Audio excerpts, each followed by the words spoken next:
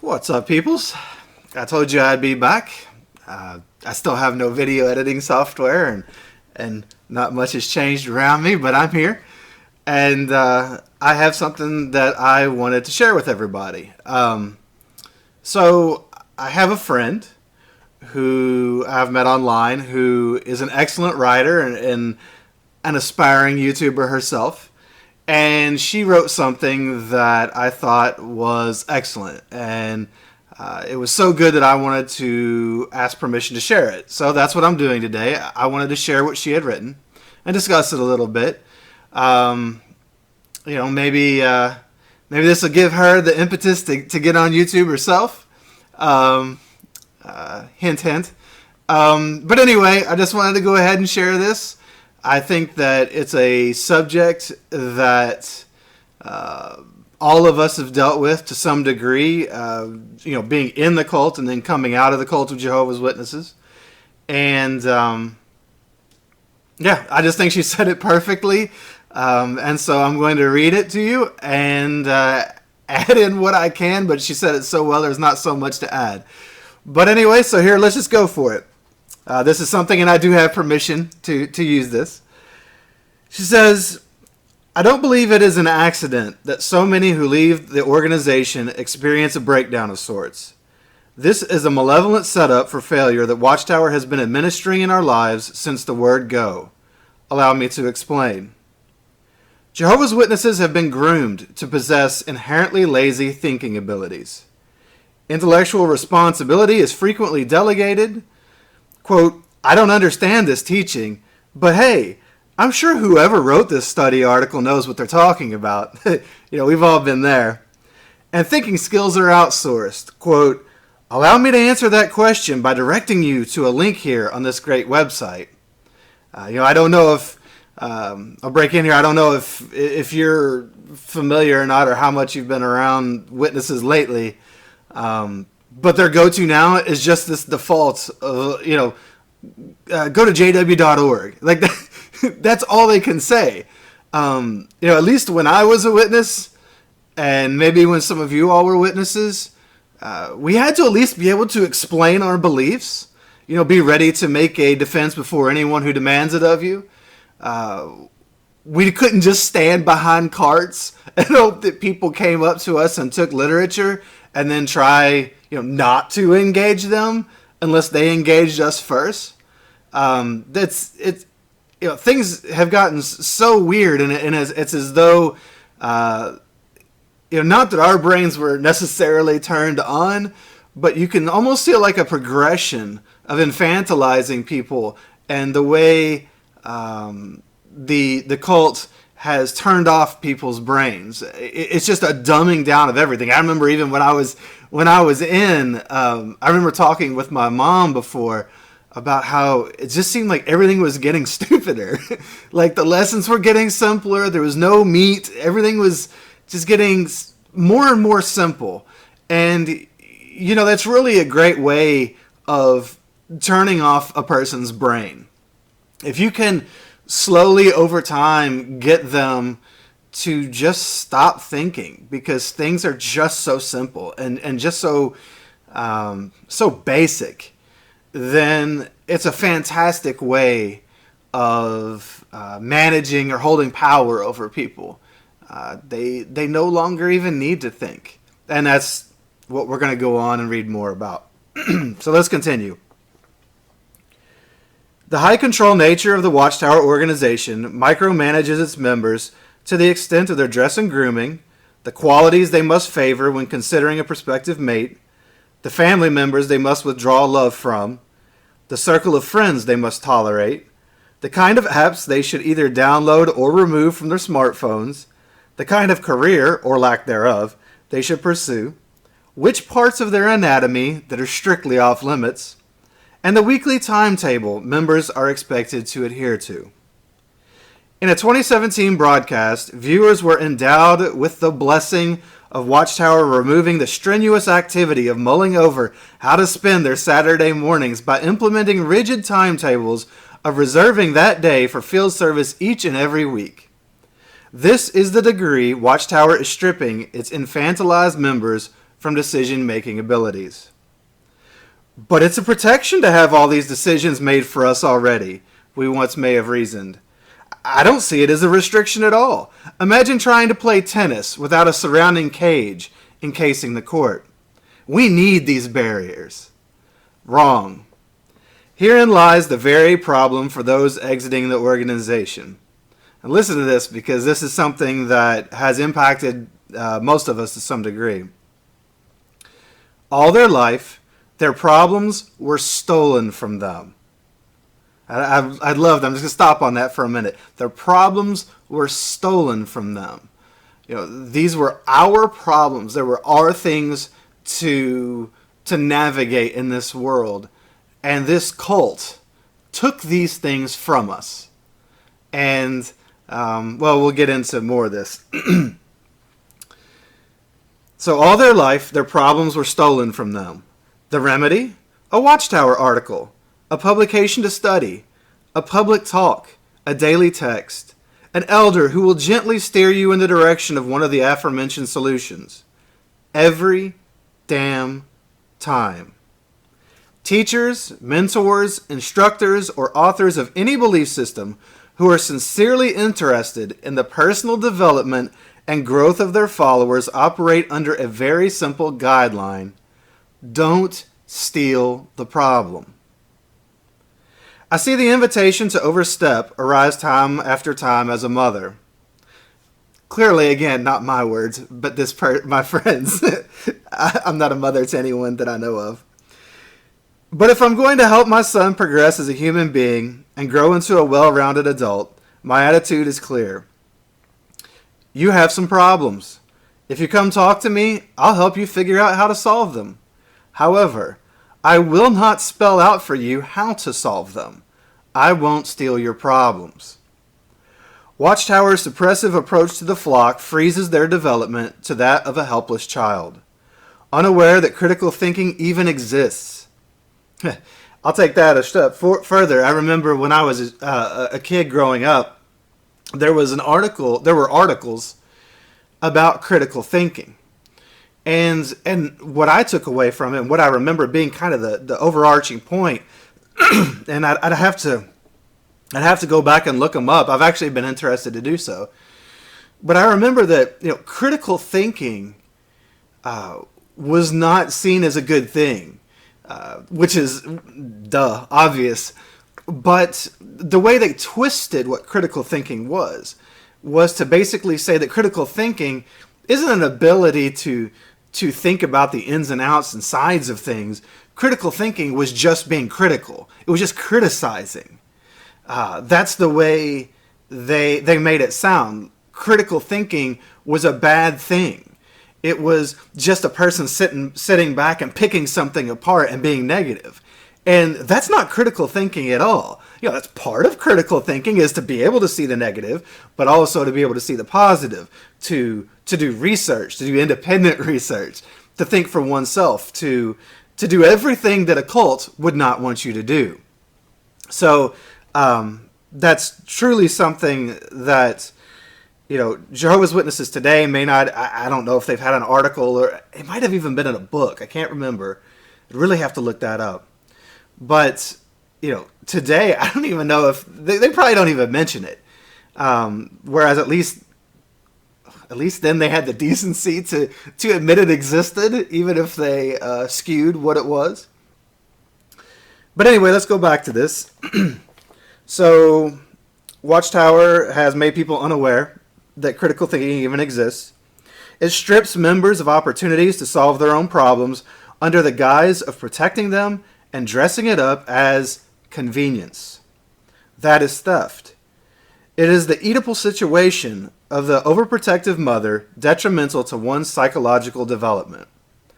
Though the father can play that role too, I'll stick with the archetypal representation already mentioned. The fact is, Watchtower protected many a sincere witness at the cost of their ability to protect themselves. It destroys people's adaptive confidence, and it disarms them in the mental chaos of leaving the organization. This is a cruel setup which has led to the PTSD symptoms many of us experienced upon awakening, leaving us in a bewildered, heartbroken, confused, and shattered state. My heart goes out to all those who leave the organization under indoctrinated terms.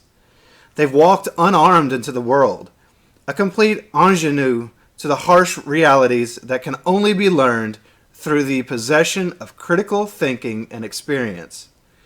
A downhill spiral can subsequently be predicted, if not expected.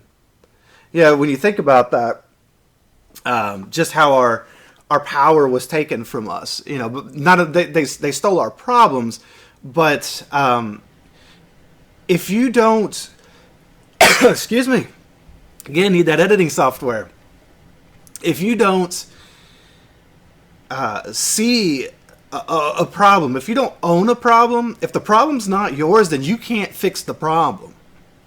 So, by effectively stealing our problems from us, the Watchtower Cult stole our ability to have any power. They stole our ability to even think that maybe this is something we could work on ourselves. I just so many times I remember brothers and sisters just over the simplest thing. Should I take this job? Should I watch this movie? Should I listen to this song? Is it okay if I go camping this weekend and miss a meeting? They would have to go. They'd be like, well, I guess I better go look it up in a Watchtower. I guess I better go look it up in a publication. Like, they completely lost any ability to think for themselves. And it's such a sad situation because they've all been rendered powerless. If you can't think for yourself, if you have to look to somebody else to make all your decisions for you, then really your life's not even your own. And it's just such a sad situation. I mean, you see all the depression in the organization. No wonder everybody's depressed. So let's continue. Looking back on things with seen it all eyes, I can confidently assert that life is an error-riddled process. Having all the answers supposedly available from an insulated society prevents growth and propagates disaster for those who dare set foot outside of the provided parameters. Am I suggesting it's healthy to scull the proverbial cup of poison witnesses so frequently referred to when asked why they have nothing to do with the world? Not exactly.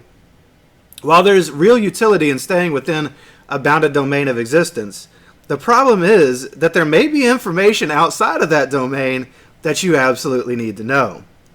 And this is precisely the case for Jehovah's Witnesses. And so part of the problem of being awake on the outside is that you have to continually determine how much you're going to maintain your stability and how much you're willing to explore. That stable Watchtower part of us was outdated before we even hit our teen years. That is something that you find once you've left the cult, is that nothing in life is all good or all bad. So you leave and you have freedom. But, freedom always comes with a price. With freedom comes responsibility. Your life is now your own. You don't have anybody else to make all your decisions for you. You don't have a magic manual that's supposed to hold all the right answers.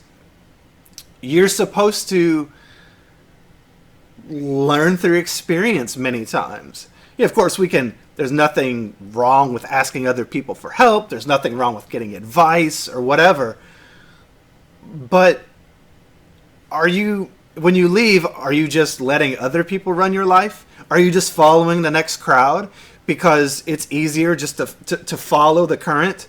Or are you taking it upon yourself and saying, no, now this is mine. I own this life. And it's up to me to make it or break it. What's broken I can fix if it's my problem. So, you have to be willing to own those problems. There's nothing wrong with failing. I love the term fail forward. A failure isn't the end of the world. It's not catastrophized. When we were in the cult, every failure was catastrophized.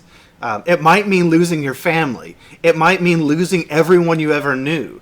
It might mean losing your God, losing any hope of everlasting life, losing that reward that you had worked so hard for. And in the real world, sometimes you mess up, and that's okay. And it's not something that we were ever taught. We were never taught that it was okay to mess up. Just such slight infractions could result in being dragged to the back of the Kingdom Hall, meeting with elders. I remember being dragged into the back of the Kingdom Hall and meeting over a stupid off-color joke that I didn't even tell. The friend of mine who got us drug in there by his mom was the one who told the joke. It was all blamed on us. And of course, I was a ministerial servant or whatever I was then. And so I had to set the example. I guess I was supposed to somehow make him not make the joke. But, you became responsible in the cult for your own actions to a degree. Well, no, I guess we were responsible for our own actions. But at the same time, it was under their authority, under their rules. We weren't supposed to think about it, but we were in trouble based on their rules for our actions. Or even, like I said, for the actions of others around us. We might have been guilty by association. So it's just such a heavy burden. And I encourage you, if you're out, please take this life as your own. Don't sit there and wait for somebody else to fix it. Whatever the problem, ask people for advice, but get to the business of fixing it. It's not going to do you any good if so much of living in a cult is denial. It's denial of self. It's denial of thought. This critical thinking that we're talking about here, denying that. Denial doesn't make people happy. It results in things like addictions and escapism instead of actual joy. And so I just, I hate to see people leave the cult and then not live good, positive, fruitful, happy lives. This is it. So make the most of it. So let's get back to this. All right. For all, this is my friend's note to everybody. So for all who have newly escaped and have perhaps stumbled upon this, my advice is to equip yourself with shrewd, critical thinking skills. Know your opponents. Anticipate less than desirable outcomes. Again, failure won't kill you. Believe people when they show you their true colors, rather than idealistically rationalizing your emotions around them. I love that. When someone shows you who they are, believe them. Don't try to think, they must have the best of intentions or blah, blah, blah. I mean, don't catastrophize at the same time. But when people show you, just like in the cult, how many times did they show us they didn't have our best interests at heart? Yet we rationalized it over and over again. Well, but they say they care for us. But they say that everything they do is out of love. But they say that, they want us to have this goal or this everlasting life or whatever. Watch them. They were toxic. And really, from an outsider's perspective, a lot of times outsiders come in. I love outsiders' perspectives on Jehovah's Witnesses. They can almost instantly tell something's wrong. For a lot of us, we were raised in it. So it just seemed normal. It's all we knew. So hone those skills, those perceptive abilities, the ability to see people for who they really are, and then be willing to believe yourself and to trust what you've seen and to trust your own judgment, which is super hard because, again, they stole our problems. They stole our judgment from us. They inserted themselves even between us and God, if that's your thing. So they became our consciences. They became our judgment. So be sure to learn to work on trusting yourself. Arm yourself with the strength to never again encounter something like your awakening that could suck the air out of your lungs and fill your head with white noise. From pain comes growth. On behalf of everyone that's out, welcome to the autonomous reality of your life. When she wrote this and she posted it up on a forum, I really didn't have much to say. I thought that she said it so well. And there's so much in this. Perhaps I should even, I'll look at posting the text of it below in the description so that you can read it on your own if you like. I hope that this reaches somebody out there that is maybe out and struggling, wondering why they're struggling. You might just be struggling because you didn't really even know that these were problems you could work on. That it's hard to take your life back when someone else has taken it from you, has stolen that. They stole the problems. They also stole the successes. They stole everything. For many of us, they've stolen our families as well. So don't let them steal your future. And I think that's where I'll leave this. I hope that this video is a little better than the last one. I worked on some things as far as the focus of the camera. Hopefully that is a little bit better and it doesn't try to focus in and out on me all the time. And I've also got a different mic working this time, so hopefully it doesn't sound so blasted out like it did last time. But again, there you go. My first video wasn't a failure. It wasn't perfect. This one, I'm sure, is not perfect either. I still don't have any software to edit any of this. I'm looking into that. And it's still just important to put out there. And I hope it helps somebody who watches it. So thanks again. Keep listening to the podcast. And I'll see you next time. Bye.